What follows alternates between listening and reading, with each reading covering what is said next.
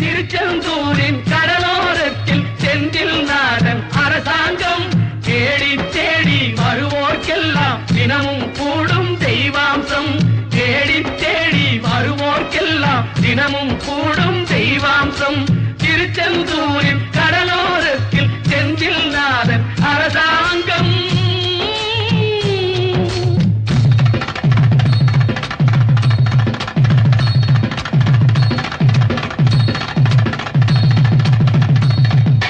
அசுரரை வென்ற இடம் அது தேவரை காத்த இடம் ஆவணி மாசையிலும் வரும் ஐப்பசி திங்களிலும் அன்பர் திருநாள் காணும் இடம் அன்பர் திருநாள் காணும் இடம்